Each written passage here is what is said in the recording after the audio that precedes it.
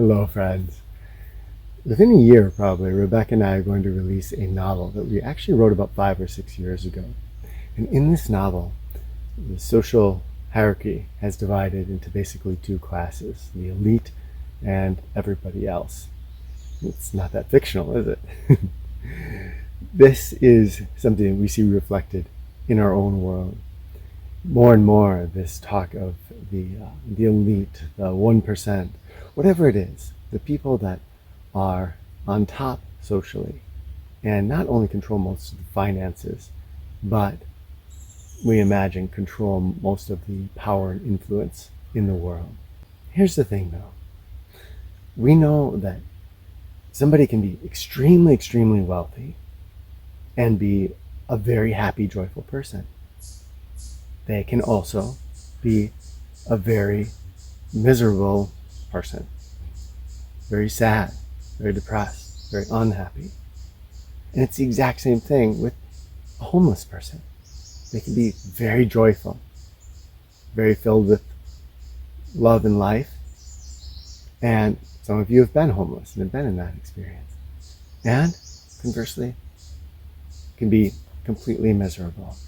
This is a clue that being in that 1%, as our culture defines it, has very little to do with the things that supposedly being in that 1% would bring us. Things like a feeling, a sense of joy, permeating happiness, feeling of compassion, connection with the people around us and the world around us, a feeling of having love being present in our lives. There is another 1%. And that is the people, whether they are homeless or billionaires, who have cultivated that inner joy, that compassion, that sense of connection and love.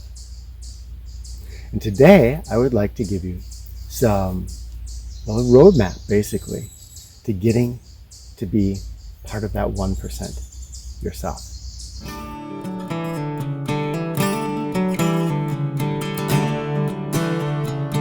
Hi friends, my name is Kenton Whitman, and together with my family, we aim to share wilderness skills, mindfulness practices, wild edible plants, family adventures, and skills that break you free from the limits of civilized life. Join us by subscribing to our channel and joining our YouTube family. I'm going to go over 7 guidelines that can help us to get there in our lives. And the first one is something that I talk extensively about in the Becoming Dungeon Master book. And that is to see our culture as a role-playing game.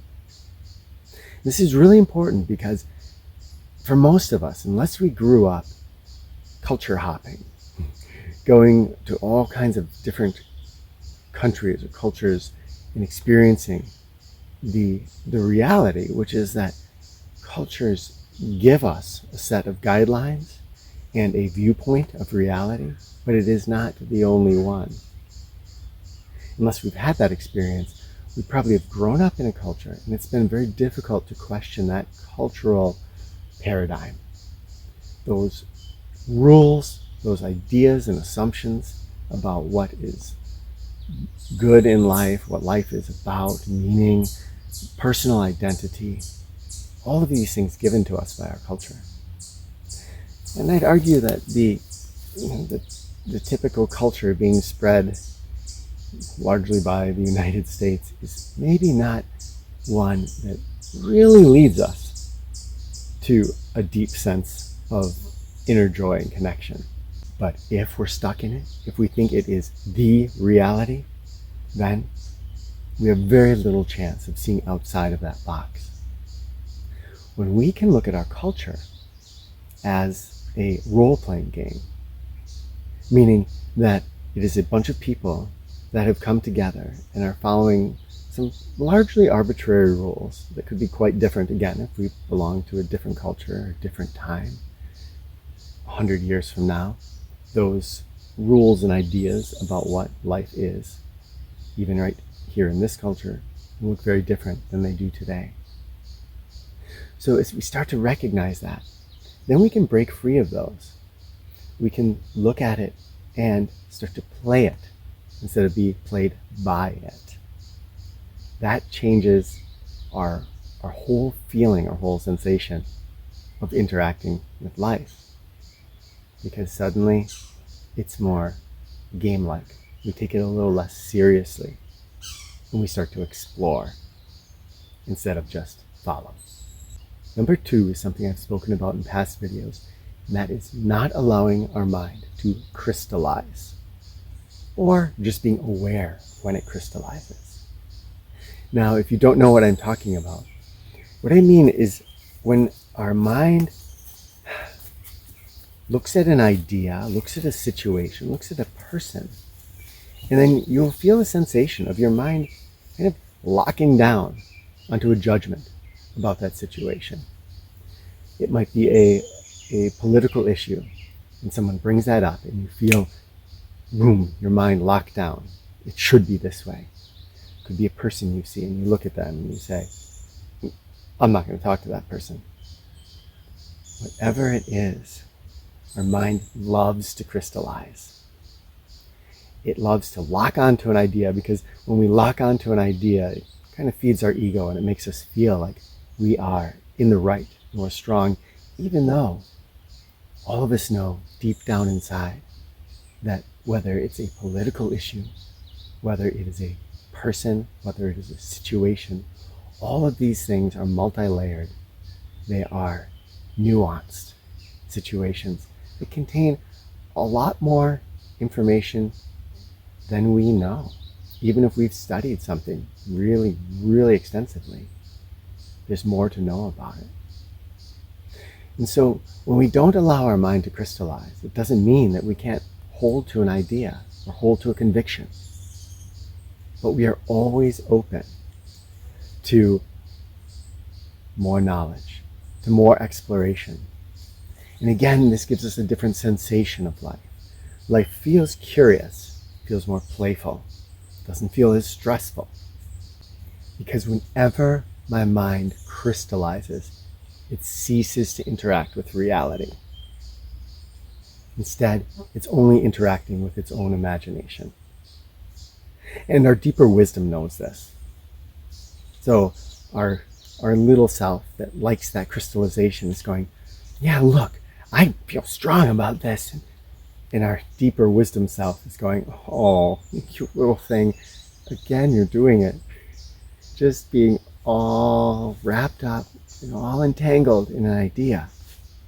But if you could let's try to slip some of those little binds off you, and you'll see that the world is much more deep, much more colorful, much more worthy of our exploration than we thought. You can see that when we don't allow our minds to crystallize, or again, if we're just aware of it, so that we aren't ruled by it in the same way, then our life becomes more adventurous. We have that feeling of adventure in life, rather than clinging on to one small raft in the stream and feeling like if we let go of that, everything will be wrong. We learn to swim, to dive, to explore. 3 is make your moment-to-moment actions about helping others, doing good things for the people around you, the other beings around you, animals, plants, the world. This, whether it is from science that shows us the power of giving to influence our sense of joy, to if you have yourself given in some ways and found, wow, what a feeling that gives me. When we do this, it just fills us with joy. And I'm going to suggest that there is a great power even in giving anonymously. Because when we give and we take credit for it, in a little way, we're still kind of feeding that sense of us that wants to have a pat on the back. And we know that when we do something in order to serve ourselves, it makes us feel good for a short duration. it gives us happiness, but fleeting happiness. When we do something really beautiful for others, and we don't even ask for credit for it, then, wow, this sense of joy, of feeling like we're part of the abundance of the world. And that again switches our mindset from being a little person that is trying to just fight their way through the world. That would be the just never giving, just taking, to a person much better here that walks through the world and gives of what they have. If we can do it anonymously, it gives us this feeling of being part of the abundance of the world. And we're not feeding our little me at all. Just giving. Giving can come in so many ways. There is a neighbor in the winter that you could sneak out in the morning and shovel their sidewalk. There's, of course, volunteering we've spoken about. There's a favor that you do for somebody. It doesn't even have to be big. These random acts of kindness, you will find opportunities all around you once you start looking to do those. You don't have to make them all anonymous. But when we give, we feel great. And we set an example. We make the world a better place.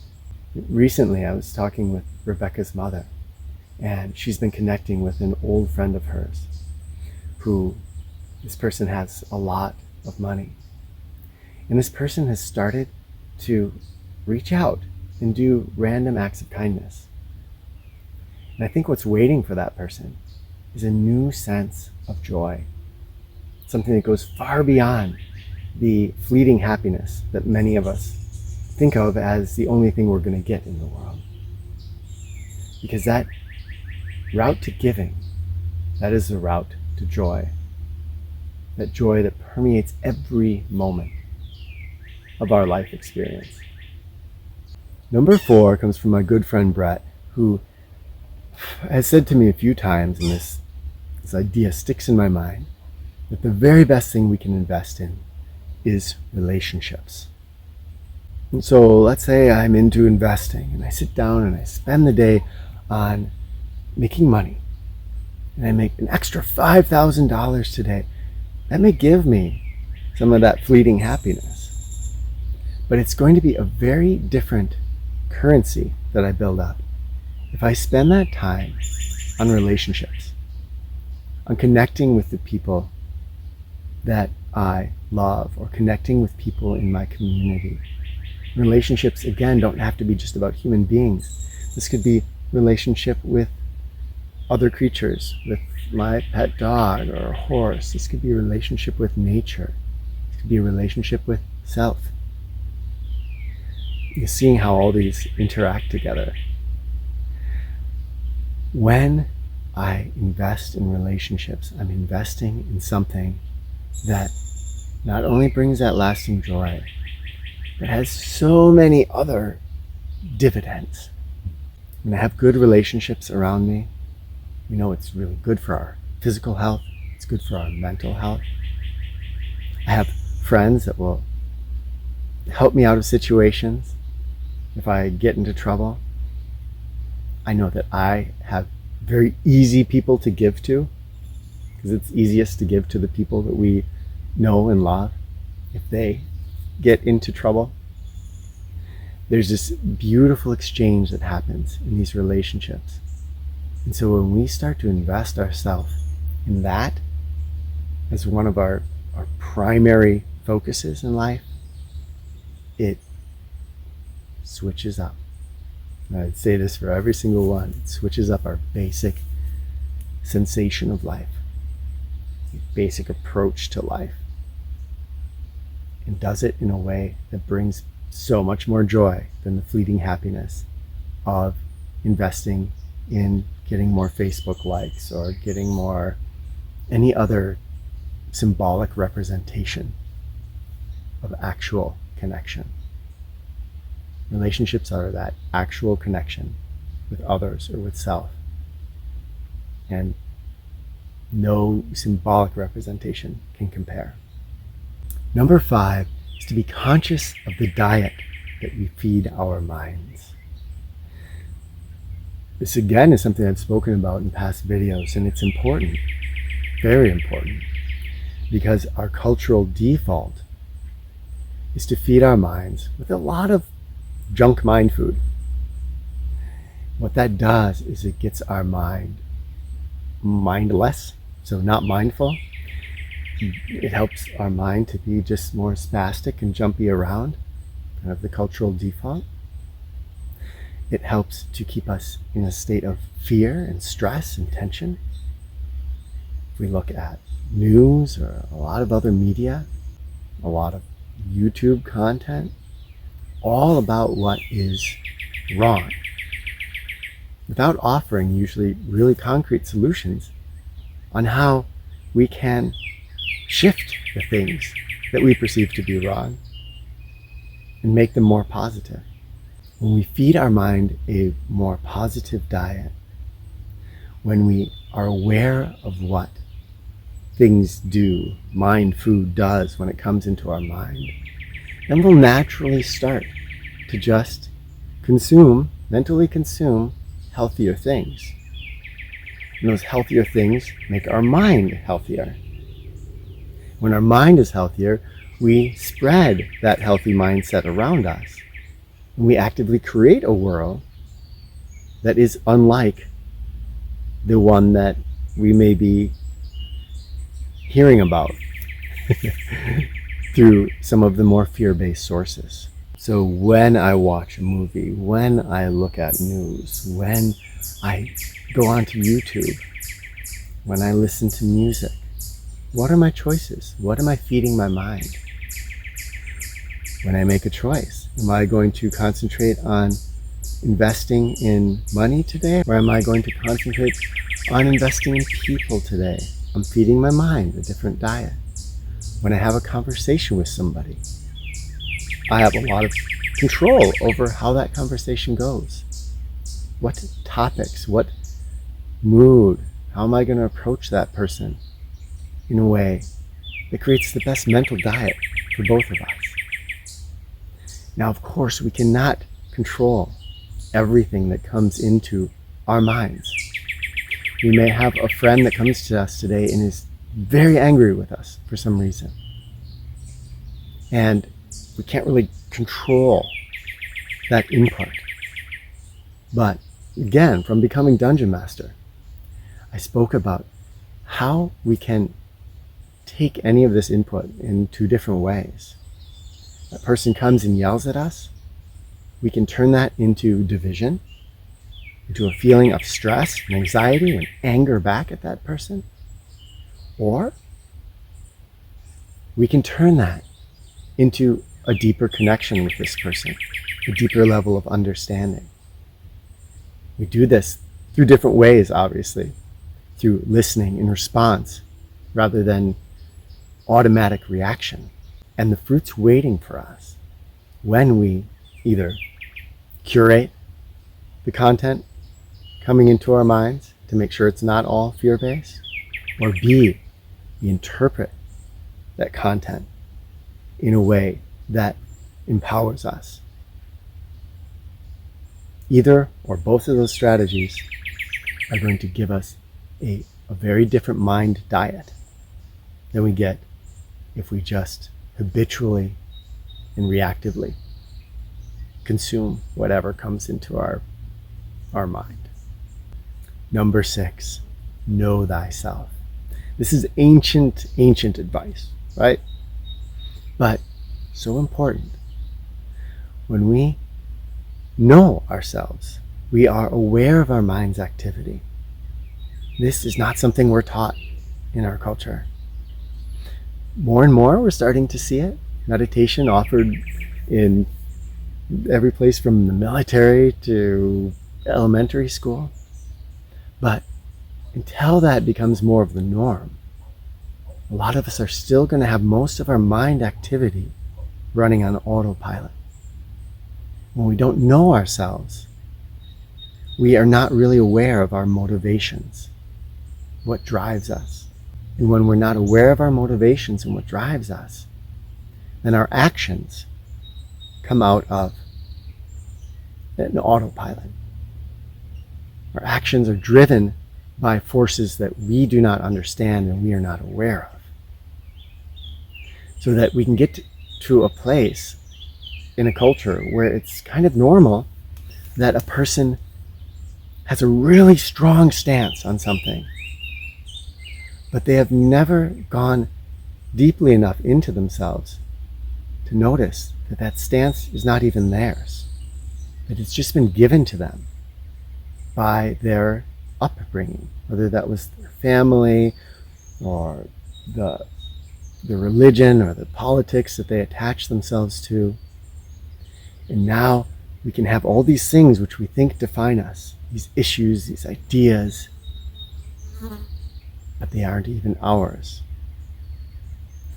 When we are aware of our mind's activity, this happens through meditation, through mindfulness practices, then we become aware of our motivations, of the things that drive us. We get to steer the ship again. When we steer the ship, we're aware of our motivations, our drives, then we control our actions in a way that we never could have when it's running on autopilot. And then, we know ourselves, at least better than we did before. This is an ongoing, deep quest to really know ourselves on an ultimate level. It's again what Becoming Dungeon Master, that book, is all about.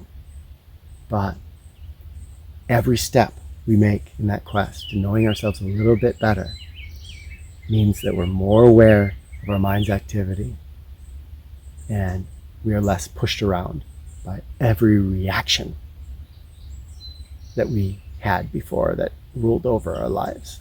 Number 7 is love what you have. This was life-changing for me because for so much of my life, I wanted to be a best-selling author so much. I wanted to be known. I wanted to have money so that I could help people out. I had all these drives and dreams and desires. And that always kept me looking way out there to something that was distant.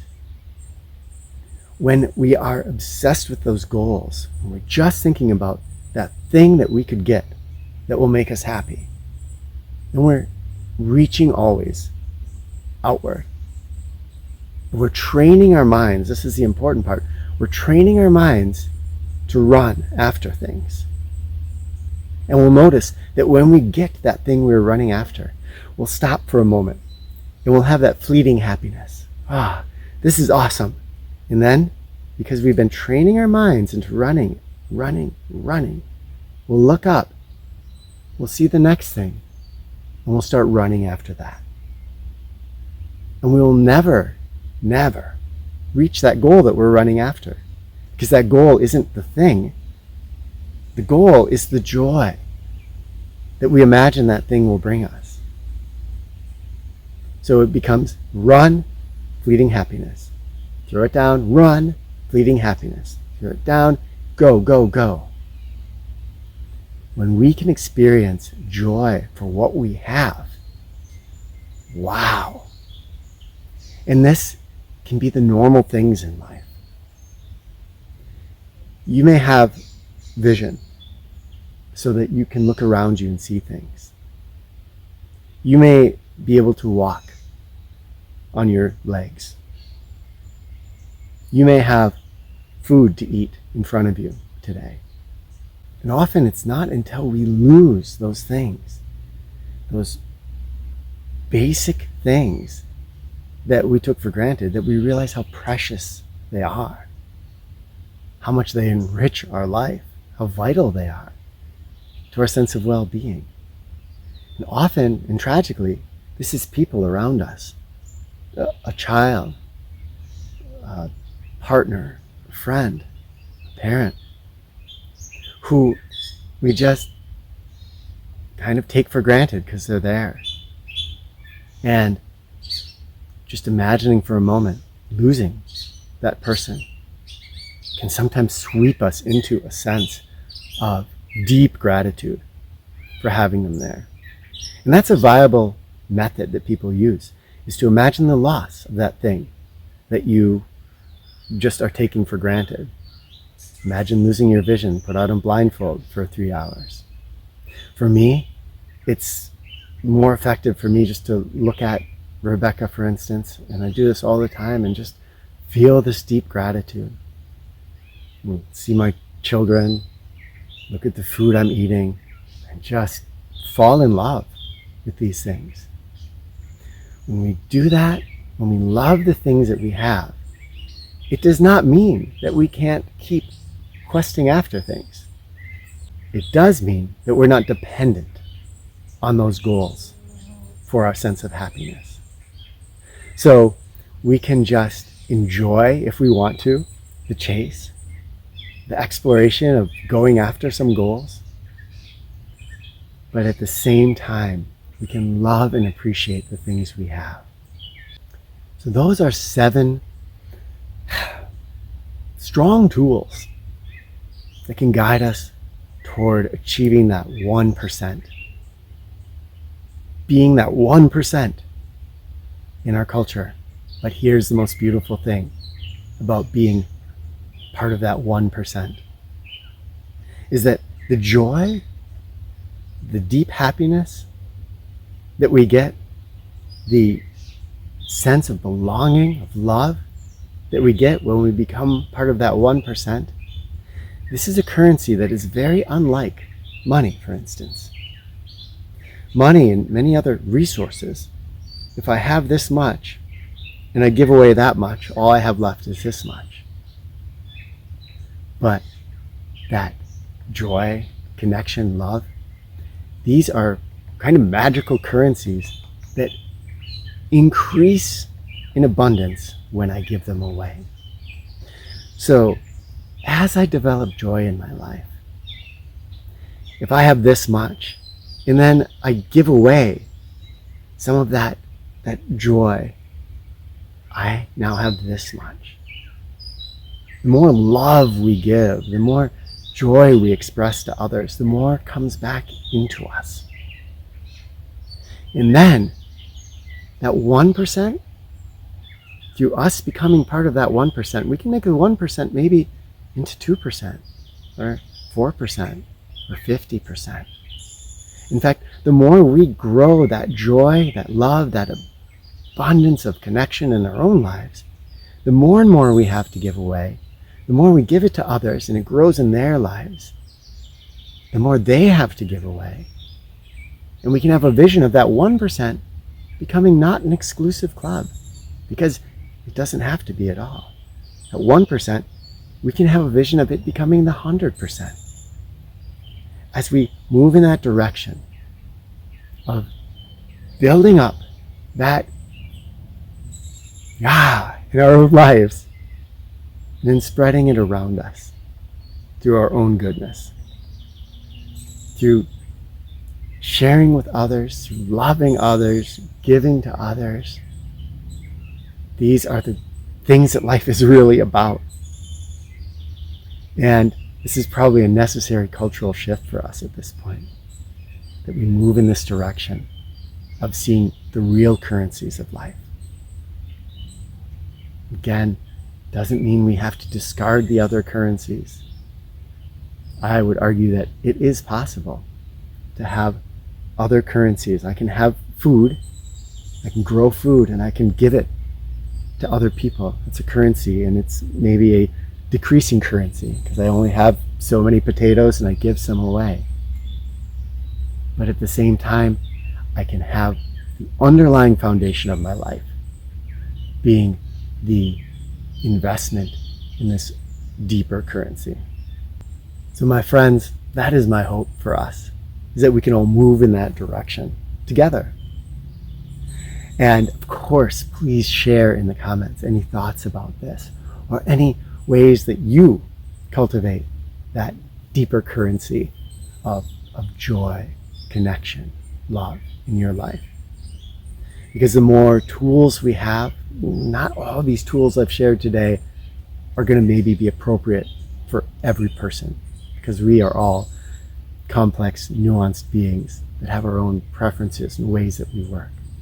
So when you share tools that have worked for you, you might give something to somebody here who's reading. And that's a great gift. Okay, my friends, so much love to you all. Cannot wait to see what you have to say in the comments.